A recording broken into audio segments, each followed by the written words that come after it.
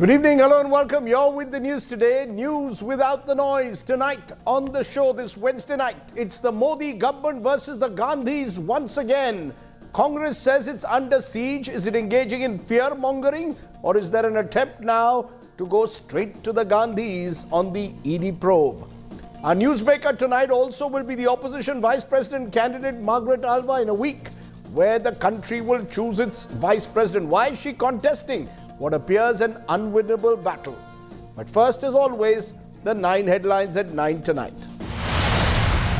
The Herald heat intensifies on the Gandhis. Enforcement Directorate seals the Young India Ltd office at Herald House. Congress headquarters barricaded by the police for fear of protest. P. Chidambaram, among others, reached Rahul Gandhi's residence amidst reports that the ED will push forward with its investigation. A day after the Bengal cash for jobs scam modus operandi exposed, the Enforcement Directorate extends the custody of ex-minister Partho Chatterjee and Arpita Mukherjee. Opposition takes its Supreme Court ruling on the Prevention of Money Laundering Act to the President now, says the law enables the centre to indulge in political vendetta. 17 parties want a review of the PMLA amendments. West Bengal Chief Minister Mamata Banerjee rejigs her cabinet. Babul Supriyo, 8 others take oath as ministers. This after scam-tainted Partho Chatterjee was sacked as the state's minister. Congress projects all is well between Siddaramaiah and DK Shivkumar ahead of the 2023 polls. Rahul Gandhi flies down to Karnataka for Siddaramaiah's 75th birthday. Opposition split wide open over the vice president candidate pick. Mayawati-led BSP now extends support to NDA's Jagdeep Dhankar in the weekend's poll. US Speaker Nancy Pelosi leaves Taiwan after a 15-hour pit stop, hails the island nation's resilience triggered China, dangles nuke threat, warns airlines to avoid Taiwanese airspace. The rupee takes a breather after a 4-day rally as traders digest India's record $31 billion July trade deficit. Worries mount as exports dip for the first time in 17 months. And Indian weightlifters continue to shine in Birmingham. Lovepreet Singh secures a bronze medal in the 109 kg weightlifting, giving India its 14th medal. India's women and men's hockey team are through to the semis.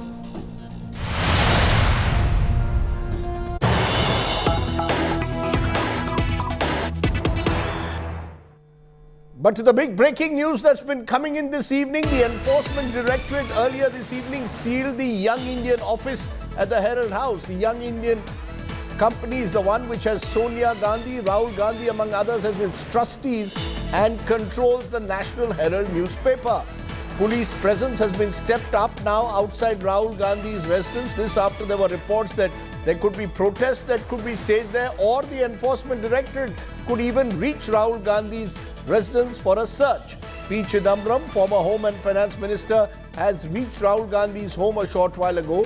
Rahul Gandhi himself is to land in Delhi from a visit in Karnataka at 10:30 p.m. tonight. So the big story that's coming in at the moment is on all that's happening in and around the Herald story and the Enforcement Directorate and the Gandhis. Joining me now is Munish Pandey, live from the Enforcement Directorate. Supriya Bhardwaj is at Rahul Gandhi's residence. To you, Munish, first. Enforcement Directorate earlier this evening sealing the premises of Young India Ltd at the Herald House. Was this purely procedural, or is this another step towards, in a way, pushing ahead with their investigation?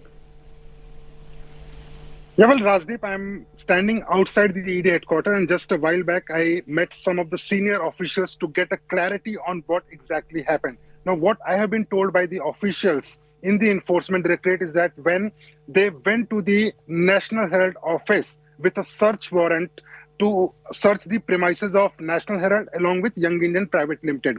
For National Herald, there was an office bearer, because of which they were able to execute the search warrant. They were able to conduct the searches. But as far as the Young Indian Private Limited official premises is concerned, they called the principal officer of Young Indian Private Limited, Mr. Mallikarjun Khadge. Mr. Mallikarjun Khadge reached the National Herald office. But when the ED officers requested him to let them allow searches in the Young Indian Private Limited premises, then he was not cooperating, and that is why ED officials sealed the premises of Young Indian Private Limited. When I asked them why it was necessary, they said that this is a premises which is under investigation.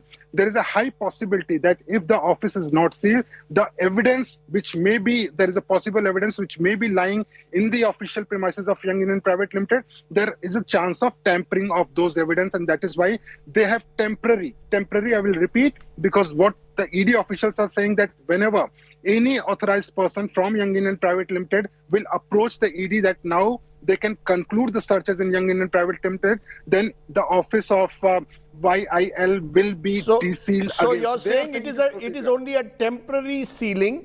The moment the official from Young India Limited makes himself or herself available, the sealing will be lifted. Supriya Bhardwaj, then why is there the kind of panic? P. Chidambaram, we are told, has reached Rahul Gandhi's residence. Rahul Gandhi himself arriving at 10:30. Is there a genuine fear among the Congress that the next step could be for the Enforcement Directorate to reach 10 Janpat and Rahul Gandhi's residence at 12 Tughlaq Lane and possibly have a search operation there?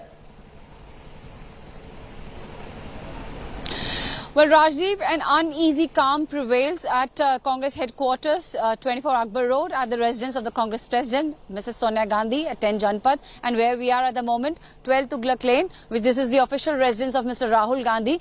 Well, what actually triggered what we saw was that there were barricades which were put in and around the Congress headquarters, and even at where we are at 12 Tughlaq Lane. I would like to show you, I'll ask Nasir to show you, that is one road which connects Tughlaq Lane with Tughlaq Road. There were barricades there. 3 layers of barricading was done with a massive deployment of Delhi police and CRPF personals. This is the second lane, which is the inner lane, and this lane connects Tughlaq Lane, the residence of where Rahul Gandhi is, with that of the Prithviraj Road. The barricades have been opened, but they haven't been removed. They have been stationed here. This earlier wasn't the case. There were no barricades over here.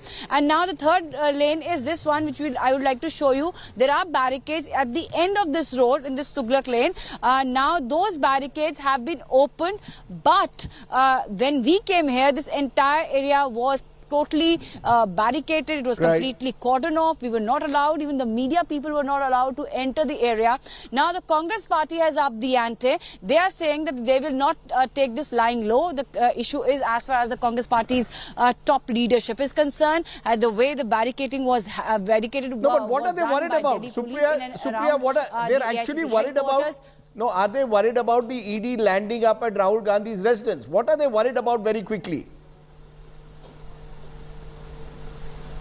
Well, Rajdeep, there are two things which are coming in. One is that they are saying that why the barricading is being done, why there is no reason being given by the Delhi police. They apprehend that there can be searches, that headquarters can be sealed. This is what many leaders say, that it's a possibility that ED and the government is planning to seal our headquarters, because on 5th of August, Congress plans a nationwide protest. This is exactly what Ajay Mak and all the top leaders said, that they first got in communication from the Delhi police saying that they should not hold a protest on 5th of August as far as the unemployment issue is concerned. And after that, they saw that there was a heavy deployment of the police in and around the AICC headquarters, and finally at the 10 Janpat and 12 Tughlaq Lane. So this is one thing. And second being that there is a lot of buzz in the entire opposition camp, the way ED is now has got the power to arrest anybody, the way what happened with Sanjay Rao today also in the parliaments, both houses, Rajya Sabha and Lok Sabha. The opposition unitedly said that they want to raise this issue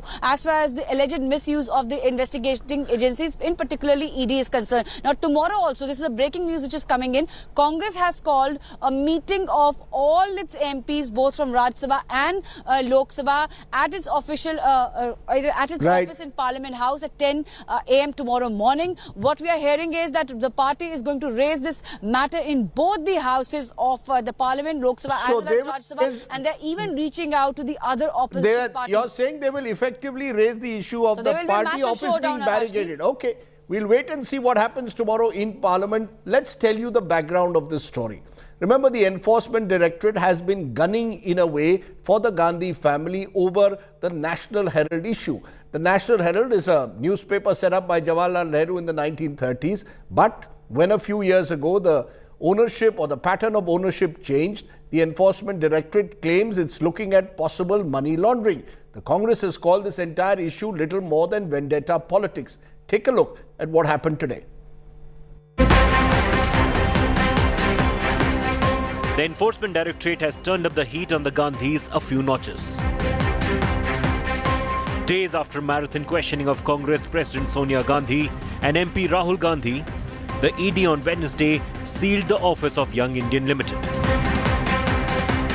We saw yesterday the ED officials raiding the National Herald's headquarters in the national capital, and after that for hours that raid went on for at least 16 hours yesterday, and today there are two notices put up by the ED officials, and both the notices read that nobody can enter the National Herald newspaper's office without prior permission of the ED officials. Sources in the ED claim summons were issued to Congress leader Mallikarjun Kharge to help conclude the searches that began on Tuesday, but he did not open the office. The Congress leader denied the charge.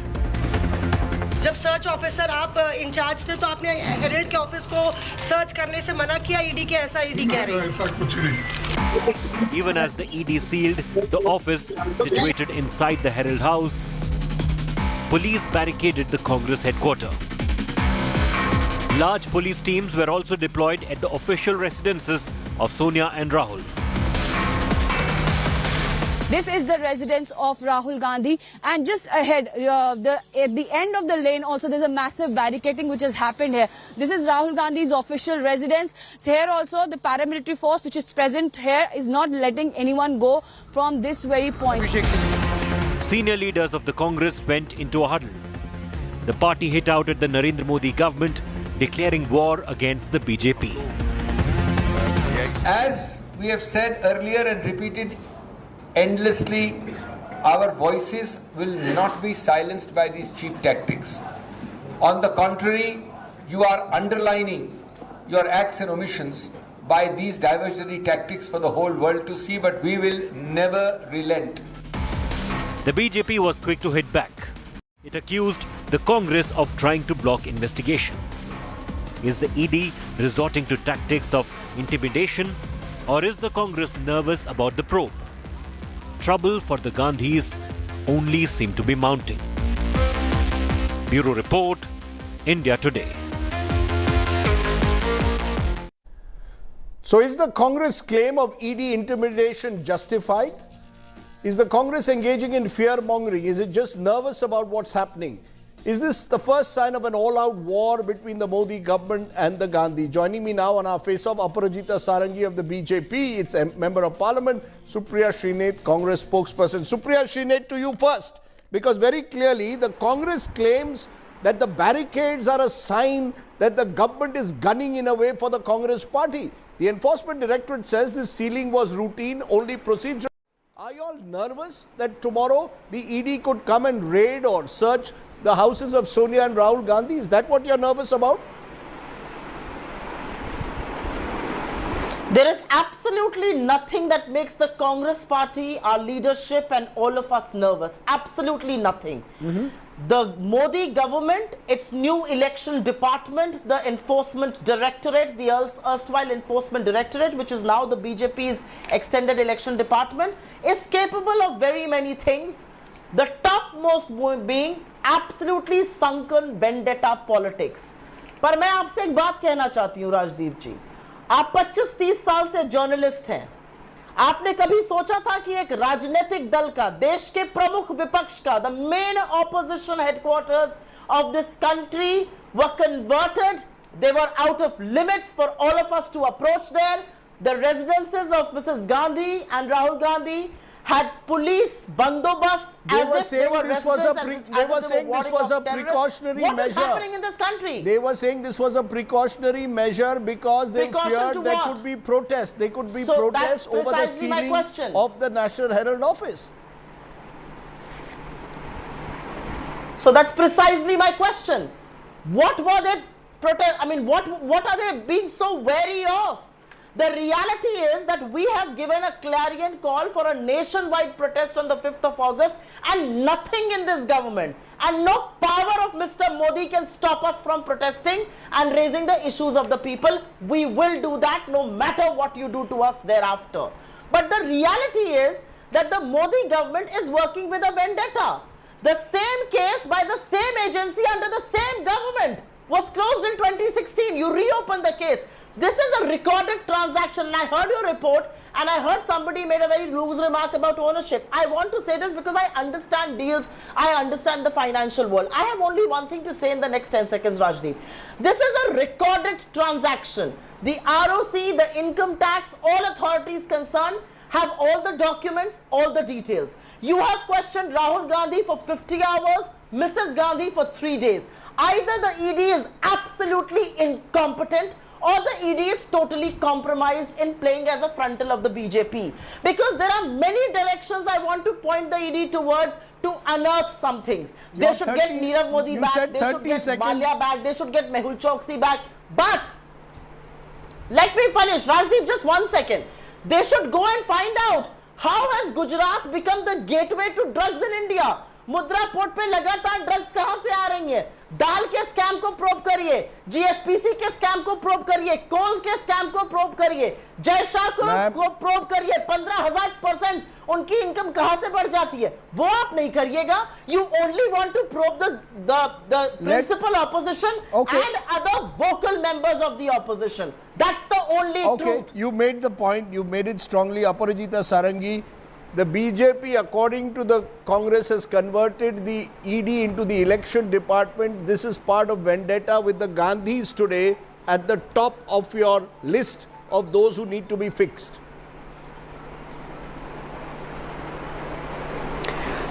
A very good evening.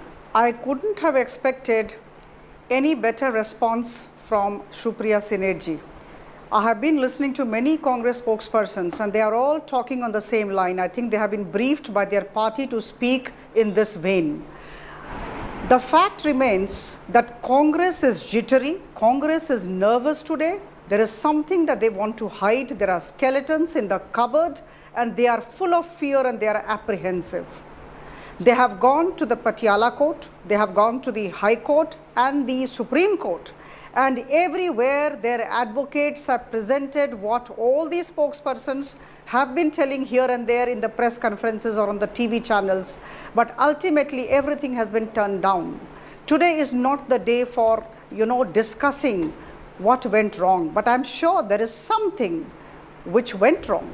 Otherwise, ED would not have hounded like this. And let me tell you very candidly, very emphatically, this is a case with please don't bring in election. This is a case which is based, vendetta. This is a case which is based on a private complaint, Subramaniam Swamy 2012. We are now in 2022. 10 years later, the ED believes that you can go to the Herald office and you'll find some incriminating evidence. I mean, the general belief is the process is now the punishment. 10 years. Please have a time-bound inquiry, but it's taken 10 years for the ED now to reach this stage. 8 years are no, ma'am, you cannot come in. I am not here to speak on. Let me speak. I am not here to speak on behalf of the Enforcement Directorate. Let me tell you very clearly. I am not the well-wisher of ED, but yes, I appreciate the way ED is doing its job. ED is an independent entity, and nobody, not even the Gandhis, are above the law of the land, Gandhis at one point of time have always been, considered as omniscient, omnipotent and omnipresent. But I think there is a question mark now on the character within quotes of the Gandhis. Is that the message? No, Supriya ji, this ruckus, all the congressmen, even the chief ministers camping here. I mean, what's the big deal? ED so is that the message, Aparajita Sarangi ji? Is that the message? Ma'am, is that the message the BJP somewhere? Is that the message the BJP wants to send, that the Gandhis also will now have to face the routine process of the law, that eventually the ED will reach 10 Absolutely, nobody is above the law of the land. And it's taken 10 years? It's taken 10 long years to reach this point? I cannot anticipate what's coming next. Okay. I cannot anticipate what's coming next, but yes, I would definitely like to say, if the ED works, there is a problem. If ED does not work, there is a problem. No, if the From ED works 2004 selectively, to there's a problem. 2014, there were Ma'am, only if the 112 ED works searches. selectively, Can I please Aparajita come ji, in now? Not at all. Aparajita ji, if the ED works Rajdeep ji, selectively, please there's a let me come problem. in. Yes. I think it's only fair I have a right to reply. No, you don't have a right to reply till she's finished. I Please have go a ahead. right to reply, Rajdeep ji. Let her finish. No, let me complete. Yes, ma'am. Let me complete. I am just saying that when ED works, there is a problem. When ED does not work, there is a problem. In fact, we have placed it in the Lok Sabha the other day that between 2004 and 14, there had been 112 searches by the Enforcement Directorate. And between 2014 and 22, there have been 3,010 searches. I think ED needs to be 3,010 searches that have Yes, less, I agree ma'am, that conviction rate must 3,010 increase. searches that I'm have not left here to less talk than on behalf of the 1% Enforcement conviction. Directorate. Ma'am, 3,000 searches, your searches have increased, your convictions That's- are low. I understand. Yes. So it seems that the process Can is I the please come punishment. in? I think it's only I unfair fully that I'm just understand sitting and that. listening to I one am part not of the supporting BJP. ED here. ED don't must get it. increase its conviction rate. But at the same time, there have been 23 convictions in these couple of years. There was no conviction before 2014. This also needs to be remembered. But at the same time, as I say, I repeat, I reiterate, I am not here to speak Okay. on behalf of the You ED. made I'm that not point. an advocate of ED. You made that no point. BJP person or not the government. Okay, ED you made is an that point, ma'am. independent entity. Ma'am, you made the ED point. should Now work Supriya well. Shinath must ED respond. should work efficiently. Supriya Shinath, the general point is being made That's in pure optics that the Congress wants in some way, the BJP says, is interfering with the process of law. You're obstructing the process of justice. Sonia Gandhi, Rahul Gandhi, if they are clean, clear in the National Herald case, doodh ka doodh, pani ka pani, they will win out. Why intervene at this stage and say that this is vendetta? So you expect us to stay mum and mute spectators as ED goes on a rampage to absolutely destroy India's democracy and to shut up the people who hold this government accountable. जो भी इस सरकार से सवाल पूछेगा उसके पीछे आप ईडी भेजिएगा और हम मुंह में दही जमाए बैठे रहे क्योंकि उस पे भी आपने जीएसटी लगा दिया. No, that will not happen. And it is not just about Mrs. Gandhi or Rahul ji. This is about the entire opposition. You start from the north. National Conference की बात करिए, फारूक अब्दुल्ला के घर पर ईडी है. UP आइए, अखिलेश जी के, मायावती जी के घर पर ईडी है. थोड़ा और नीचे आ जाइए, आप वेस्ट बंगाल चले जाइए, ममता जी के घर पर ईडी है. टीआरएस के खिलाफ ईडी है. तमिलनाडु में तो आपने एक पार्टी को ही दो हिस्सों में तोड़ दिया. महाराष्ट्र में ईडी है. The problem is that the same ED, I agree with Aparajita ji on one thing, ED should do its work. Why does ED not do the work against Hemanta Biswa Sarma, against the Reddy brothers, against Yadurappa, against Narayan Rane, against Shinde, against Suvendu Adhikari? वो कौन सा सर्व से धुल के आपकी party में शामिल हो गए? ईडी के केसेस क्यों बंद हो जाते हैं? But that can't be a justification in a court of law. Supriya Shinath, this won't work as a... No, 1 minute, ma'am. This won't work as a justification in a court of law. This won't work that others have not been targeted, only we have.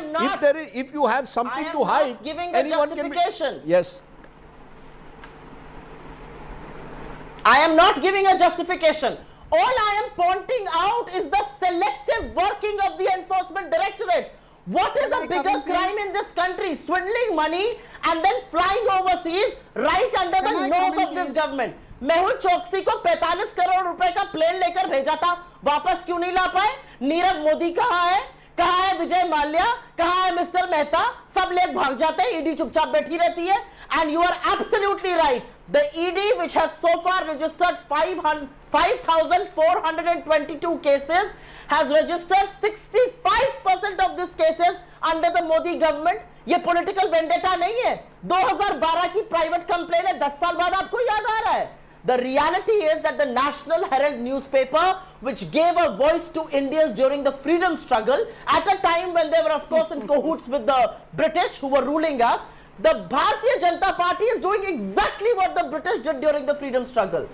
But the reality is you will not be able to distract us from real issues. Okay. वो आंदोलन तो होकर रहेंगे. महंगाई पर, बेरोजगारी पर आपसे सवाल पूछे जाएंगे. आप सदन में सफेद झूठ बोलते हैं. वो भी दिखाया जाएगा. Okay, ma'am. Supriya Shinath, time out. Okay. Aparajita Sarangi, there are two ways to look at what is happening. One is that you are using these as weapons of mass distraction from the real issues of the time, particularly the economy. So you keep the pot churning. Number two, the most serious allegation which is being made all the time, you are using it to fix your opponents while also allowing those who are close to you or part of the BJP to get away. That is not the way law operates. Law must operate evenly for all. The ED must be seen and must ensure that every single individual who is allegedly involved in corruption or money laundering is targeted. You can't target selectively, and that too without coming out with clear evidence as yet. 10 years have gone in the National Herald case. Where's the evidence now? I cannot agree more. See, let's be very clear about the way Prime Minister Modi government works. We are working in every sector, and I think this is amply clear after listening to Madam Nirmala Sitharaman on the floor of the House the other day, after a lot of ruckus that had been created by the Congress and the other opposition parties. And I must remind you that after a couple of days of ruckus, after a couple of days of disruption, when she stood up to actually give answers, very convincing answers, arguments, with facts and figures, the Congress staged a walkout and the TMC staged a walkout the next day. The fact remains that these people know what is right. Prime Minister Modi's government has zero tolerance to corruption. ED is doing its job. CBI is doing its job. There was a time when Prime Minister Modi had been interrogated by the SIT for 9 hours in a closed room. He was the Chief Minister of Gujarat. And when he came out of the room, he just said that the law had to take its course and he was answering the questions. There was no hangama, no Chief Minister coming on to the streets of Delhi and camping here, leaving the state. So the point is, when when ED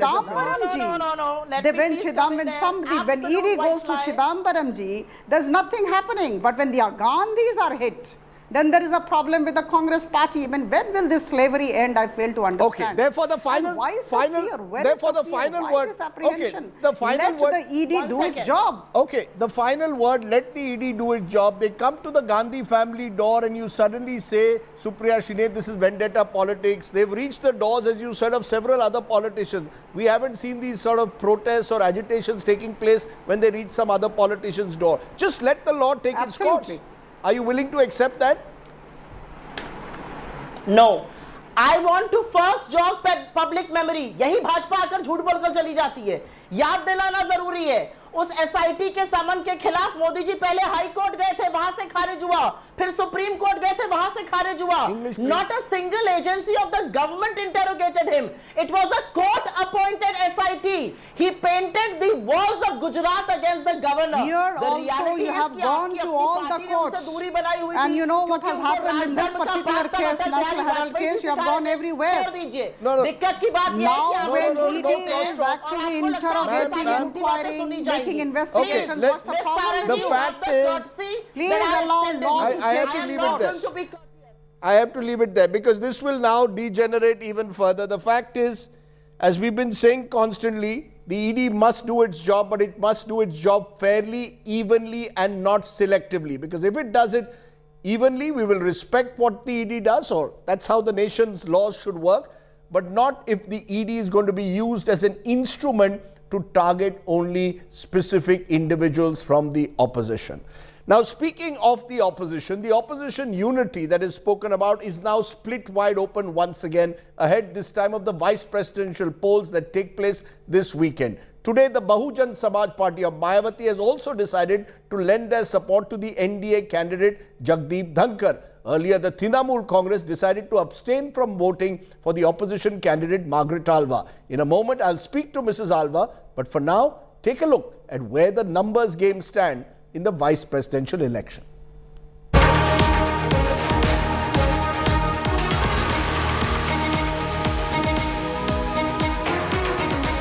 It is a repeat of the presidential polls. The vice president elections has left opposition unity even more exposed. Margaret Alva's vice president candidature has sparked a divide within the opposition. The Mayawati-led BSP has decided to back NDA's vice presidential candidate, Jagdeep Dhankar. A boost for the NDA alliance, which has also got the backing of Jagan's YSRCP. TMC set off the differences in the opposition by deciding to abstain from voting for Alva, saying it was not consulted over the candidature. The Congress has dismissed the rift, saying the opposition was united over Margaret Alva. All opposition parties, like-minded parties, we are unitedly fighting to save the democracy, to save the constitution and for the voice of the people. I will urge some parties may have some compulsions, but by and large, I will say that for vice president election also, we have a unity and united we will stand. The left parties have thrown their weight behind the former UPA minister. The party has a right to support any candidate of their choice. But as CPI, we believe that the need of the hour is to have a unity among the opposition parties based on the values of the constitution and secularism. Try to have maximum unity in the opposition to fight the vice president election. But unfortunately, certain parties are taken a different stand. We don't know what is the reason. Trinamool Congress was consulted by Congress Party and Nationalist Congress Party. Top leaders talked to Mamata Banerjee, and she was not taken an indifferent stand at that time. This is where the numbers stand as of now. The halfway mark is 388 and BJP is expected to get 395, with 303 coming from Lok Sabha and 92 from the upper house. The appeal is to come together, but several political parties have their own matrix to follow, their own trajectories. There are compulsions from the local side. Let's see how it unfolds. But important is the larger political opposition is together, and we wish to convey a message. Opposition camp is appearing divided as far as the election for the post of Vice President of India is concerned. Top opposition leaders maintain that there are certain political compulsions. At the same time also they refer saying that don't fall for various tunes which are being hummed. Just look at the main orchestra. They maintain that the entire opposition by and large is together and they are going to support Margaret Alva. With Supriya Bharadwaj in New Delhi, Bureau Report, India Today. So does Margaret Alva really have a hope in hell, or is she fighting an unwinnable fight, and why is she fighting? I spoke to her a little while ago.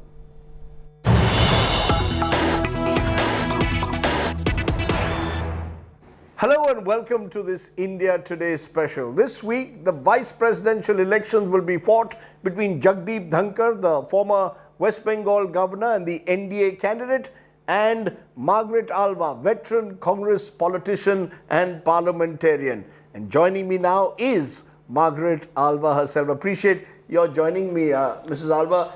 If I were to say that you are fighting a symbolic token fight because the numbers are heavily weighted in favor of the NDA candidate, Mr. Dhankar, would I be right that this is a symbolic fight for you? I don't think it's a token fight. I think many things can happen. I'm fighting on behalf of almost 20 parties, and we are making a statement that things are not going well in Parliament, and we do believe this is the time for change. Because you have actually written to a number of the parliamentarians, talking about what you say is a breakdown in the fundamental democratic processes, in the way Parliament is functioning. You yourself have been a several times MP. Is that what you're fighting this election about, that you believe that the Vice President, as the chairperson of the Rajya Sabha, needs to restore in a way the primacy of Parliament? Yes, certainly yes. And at the same time, look at the alternative that the government has presented. A candidate who turned Bengal upside down, I would say from the cellar to the dome. You put such a person in the chair in the Rajya Sabha, where there always has been a certain decorum in the past, a certain, if I may say so, respect for the House of Elders. You see the situation as it is today. It's bad enough. But imagine having him in the chair to run that house. You know, let's be very clear. You're virtually suggesting that Mr. Dhankar is incapable of ensuring decorum inside Parliament. That's what you're suggesting. That you believe that your rival is someone who cannot handle Parliament. I didn't say incapable. I said the past record of what happened in Bengal is certainly something to be worried about. But ironically then, the main party of Bengal, the majority of party of Bengal, which is often taken on Mr. Dhankar, that is Mamata Banerjee's Trinamool Congress, has decided to abstain from your election. They are not supporting you, even though you say that Mr. Dhankar is someone who was taking on the Bengal government. Let's wait and see. You had a good relationship with Mamata Banerjee. Did it disappoint you that Mamata Banerjee, who is an integral part of the opposition, and you claim in a way to stand for this wider opposition, chose not to support you more openly? Could be. But I still believe that she is the one who has spearheaded opposition unity. She is the one that has taken on the BJP openly and won in Bengal despite everything they did. And therefore, Mamata has got her own agenda, and let's see what happens by the 6th. But somewhere, as I said, you are disappointed, ma'am, that as you said, if the opposition is to be united, as we even saw with the president election where there was cross-voting, now in the vice president election, a major opposition party chooses not to back you. What does that suggest? You are all talking about the presidential election and cross-voting. Yes. Do you know that the votes that went to the president, I mean to the candidate, were among the lowest in the history of elections to the president's post? And the vice president's, and the opposition's candidate, he got the 3rd highest votes polled by any candidate for the presidential election from the opposition. But it's still a wide gap, Ms. Alva, a huge gap. And if I look at the numbers in even the vice president elections, as of now, out of the 770 odd MPs, the BJP seems to have close to a 500 on their side. So, I mean, where do you expect this large-scale switch to take place? I'm not saying that you fight an election because you're winning it. You fight an election on principles, on a certain agenda, and placing your point of view before the voters. And that's what we are doing as a united opposition. What are those principles? Let's get this clear. You're saying you're fighting for principles, for an agenda. Yes. What are those principles that you're fighting? For a parliament that respects the right of every member to speak. Do you know there are almost, I think, 500 to 600 members who have not been able to speak in parliament since it came, since it was elected. You have adjournments, you have suspensions, you have, if I may say so, rule by the majority.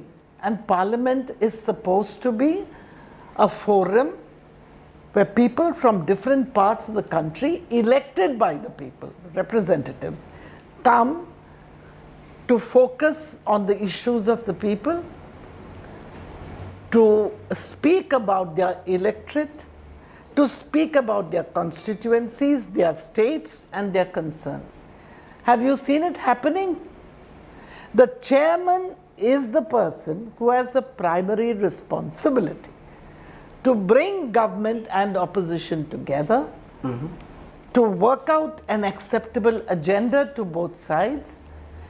Price rise in this session has been the issue on which you are suspending members for demanding that you give us a debate on price rise. One of your agendas or principles you're saying is that you want to get Parliament to function again effectively. You have had very good connections with Jagan Mohan Reddy's family, but he is seemingly aligned with the government. You knew why Rajshekhar Reddy was a colleague of yours in the Congress.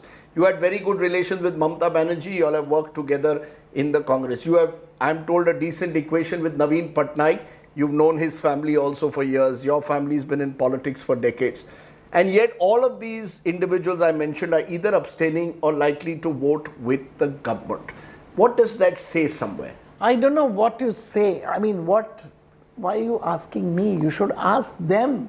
Why, after talking so much about opposition unity, about fighting and coming together before 2024, why, under what pressure, under what threat, under what blackmail? Are you saying Mamata Banerjee or Jagan Mohan Reddy or Naveen Patnaik are supporting the government under some threat or pressure or blackmail? You ask them. I can't speak on their behalf. But what's happening? Shiv Sena today, I'm not condoning any kind of corruption. But once an electoral process is on, Rajdeep, look at the electoral law. You can't meddle with the voters list. No, but you can't have the enforcement, you can't also tell the Enforcement Directorate who they will arrest and who they will not. The law must take its own course. The opposition is constantly saying the ED is only targeting us. The government is saying you've got some corruption involved. That's why the ED is exposing you. But the moment the corrupt people join the BJP, they go through the washing machine and they become, whether it was a Mukul Roy, whether it is the Chief Minister of Assam, whether it was Adhikari or anybody else. I can give a whole list of people. The moment they join the BJP, all the cases are dropped and they become holier than thou. In conclusion, therefore, what have you learned? It's almost as if you've come out in a way from quasi-retirement to take up this challenge. What have you learned in the last 4 weeks? Have things now substantially changed? We now seem to be in a BJP dominant world. You did most of your politics in a Congress dominant world. What is the biggest change you've seen between then and now? I certainly feel that there is a sense of fear both within and outside Parliament. People are not allowed to speak. There is no debate. There is no discussion. You talk on a public platform and you are charged with sedition or anti-national statements. People are in jail because of what they have spoken. People are in jail because of what they have written or tweeted. You have police go from one state to another and just pick up people and lock them up. I mean, what is the type of democracy that we are living in, Rajdeep? I've had 50 years of public life. Yes, there were ups and downs. There was the emergency that journalists were arrested, if I may remind you again. Yes, it was declared emergency and the emergency laws prevailed. Is there emergency declared today? And yet you all are being picked up? You all are being warned, you all are being threatened. I know editors who pick up the phone and tell the person, don't put that out today. I know it because people who are in the media have told me. Or they are told, please see that this fellow is eased out. And they are eased out. I mean, I'm not saying that things didn't go wrong, but there was an official declaration. Okay. We have a woman now president in Draupadi Murmu. I'm very happy. You're very happy about that. And yet, remember, there could have well been a consensus on her name. First Adivasi, second woman president. There wasn't. The opposition chose Yashwant Sinha, who in a way, many would say represented the old guard, and the BJP put out someone who represents, as you yourself saying, someone you're very happy about.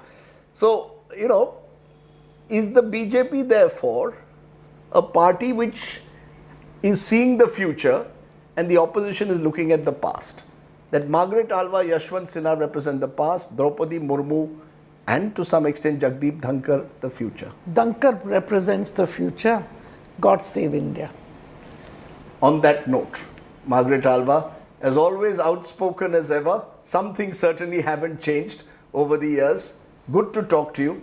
Thank you very much and wish you all the very best for the elections. Thank you so much. Margaret Alva, the candidate of the opposition for the Vice President election later this week. Thanks for watching. Looks like we'll see what happens on Saturday when those elections take place. For now, let's turn to tonight's ground report because amidst heavy rainfall in Kerala, the IMD has now issued a fresh red alert in 3 districts. A total of 178 relief camps have been opened following the heavy rains with over 5,000 people already displaced. Tonight's ground report comes from monsoon-hit Kerala.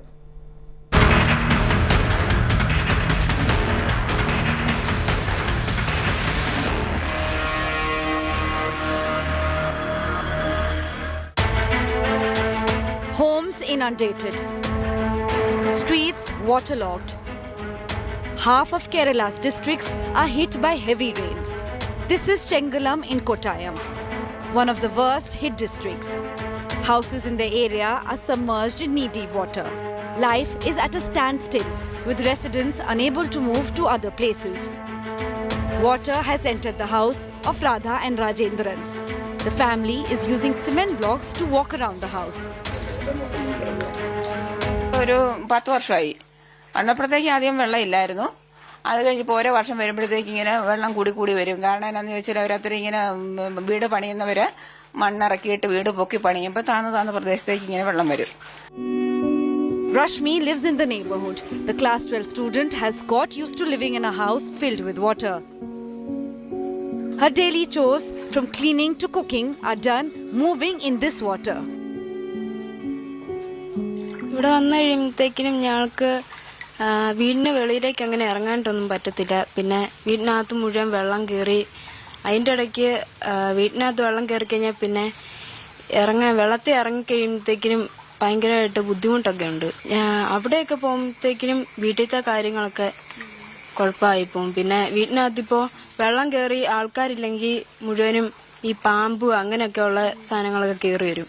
അതുകൊണ്ട് തന്നെ ഞങ്ങൾ അങ്ങനെ പോകത്തില്ല, ഇവിടെ തന്നെ കിടക്കും. The worst may not be over. The Meteorological Department has issued an orange alert in 11 districts. This is the kitchen in the house where Rashmi lives, filled with all water. For her and for many like her, this has become a normal scene and something that attracts the attention of authorities and the crowd only during the rainy season. With video journalist Tinku Rajashekhar, Shivimol KG reporting for India Today from Kottayam. It almost seems an annual ritual at the moment, sadly, in Kerala. Let's take a break. On the other side, we'll bring you our Good News Today story, an exclusive chat with the gold medalist who really created quite a stir at the Commonwealth Games, our lawn bowls team, the magical 4 women, on the other side.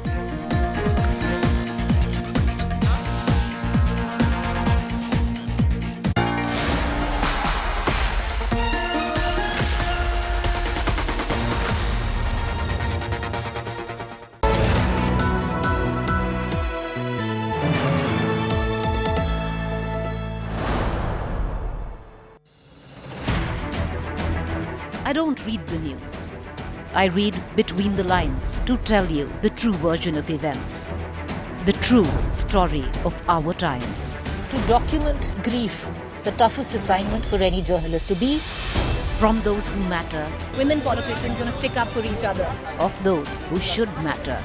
I document the truth. I don't distort the truth. I don't glamorize the truth. I don't gloss over the truth.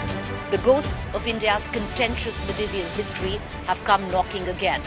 I hustle for the truth. On the ground, in the newsroom, in the studio. I don't try to grab eyeballs. I inform you to make you see the point. To the Point with Preeti Chaudhary. At these times, only on India Today.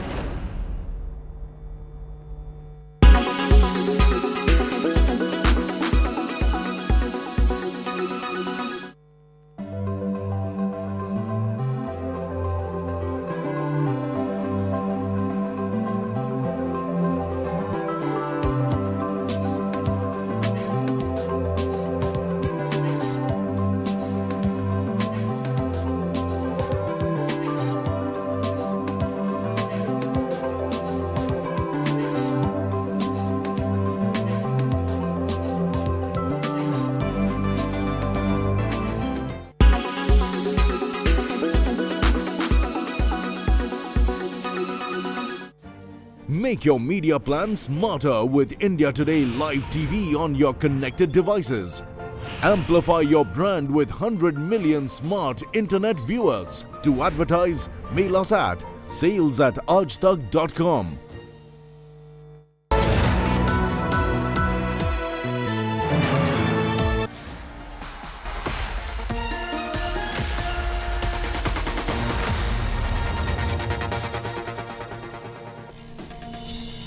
Welcome back. Let's turn to tonight's Good News Today story. Of all the medals that India has won at the Commonwealth Games in Birmingham, there's one that's really created a splash, a sense of history. The sport of lawn bowls, a traditional colonial sport where the women's 4 category, India defeated South Africa 17-10 to win a gold medal in the sport for the first time. All 4 women come from different parts of the country, all from non-metro towns. They represent a new India. Our correspondent Nitin Srivastav caught up with the winning team. They are our Good News Today story.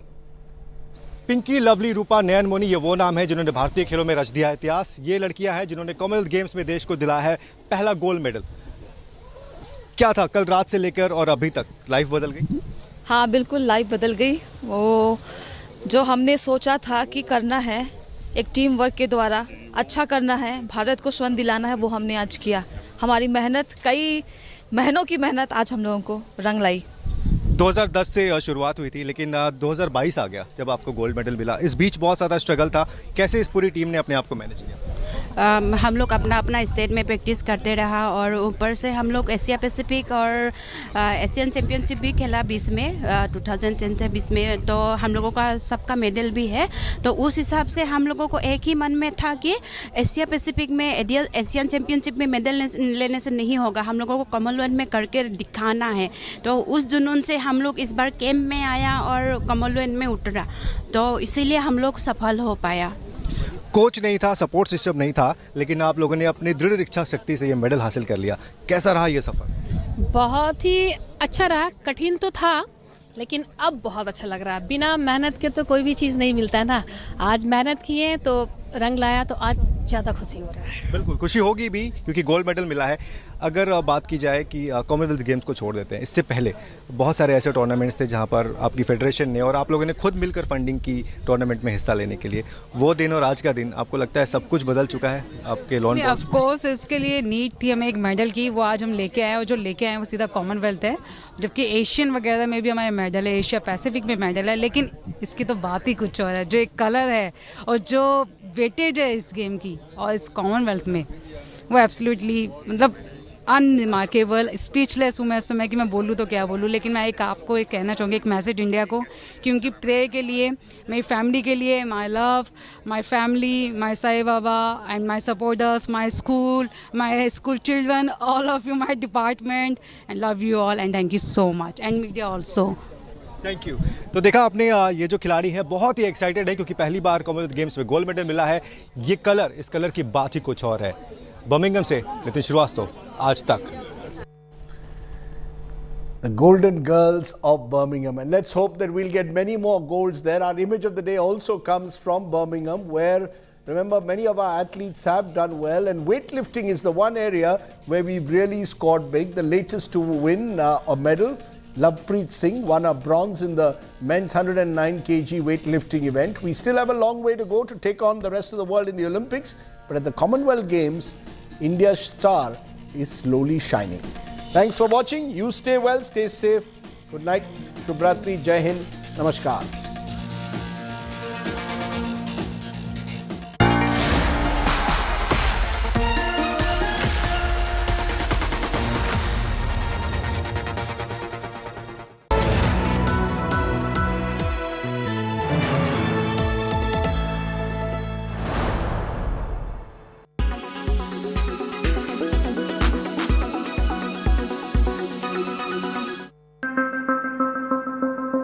Do the rising petrol prices and inflation scare you?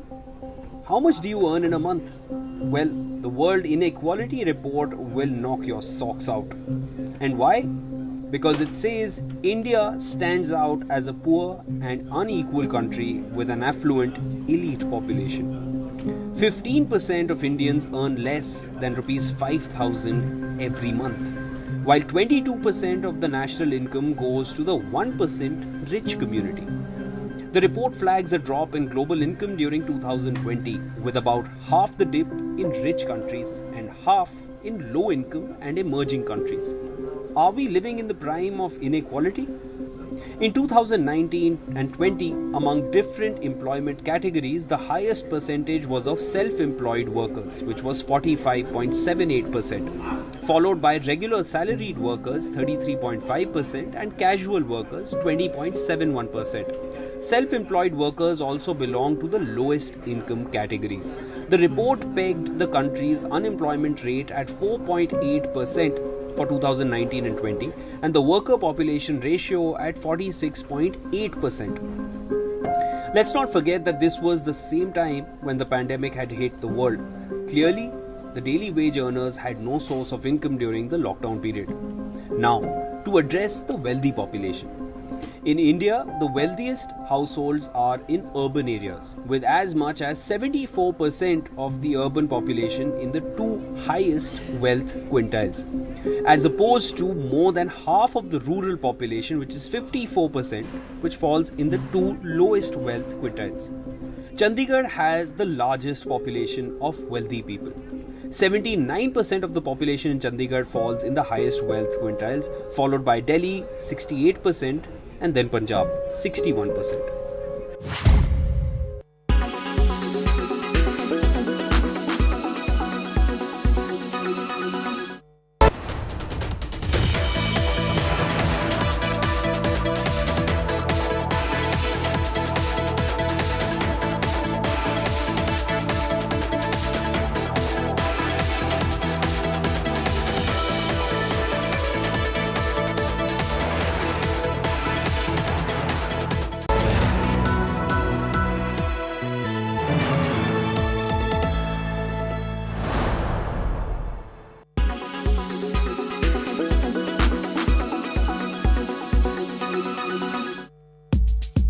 A new published report states who are the world's highest paid actors. And guess what? Tom Cruise is the highest paid Hollywood actor in the world. His movie Top Gun Maverick earned him $100 million. Now we do love seeing good old Tom in action. Well, right after him, it is Will Smith. Remember the Oscar slap? Yes, the same guy. He earned $35 million for Emancipation, but the film is yet to be released. It's scheduled to release in 2023. The film is based on a slave who escapes from Louisiana plantations. Following him is the Titanic movie star Leonardo DiCaprio, along with Fight Club star Brad Pitt. They both demanded $30 million. Well, following them are stars like Dwayne Johnson, Will Ferrell, Chris Hemsworth, Vin Diesel and Tom Hardy, who charged $20 million for their movies. Apart from this, the fan favorite Stranger Things star Millie Bobby Brown is the highest paid actress under 20. As per our sources, the rising star will earn $10 million for her upcoming series Enola Holmes 2. Millie gained fanship from her role in Stranger Things as 11. Fans are eagerly awaiting the final season of Stranger Things, which will air in 2023. Out of these mega stars, who's your favorite? What do you think stars closer home in India earn? Tell us in the comments.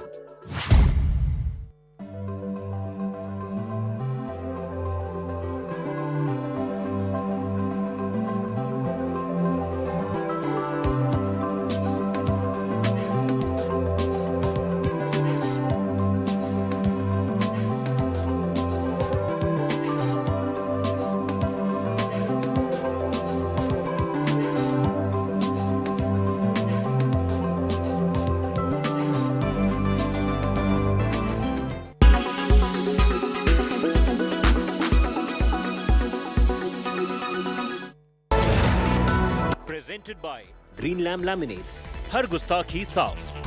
Co-powered by HDFC Bank Parivartan, a step towards sustainable progress. In association with Hetic Fittings, make your furniture work beautifully. Offer pe offer, sirf Kalyan Jewelers mein.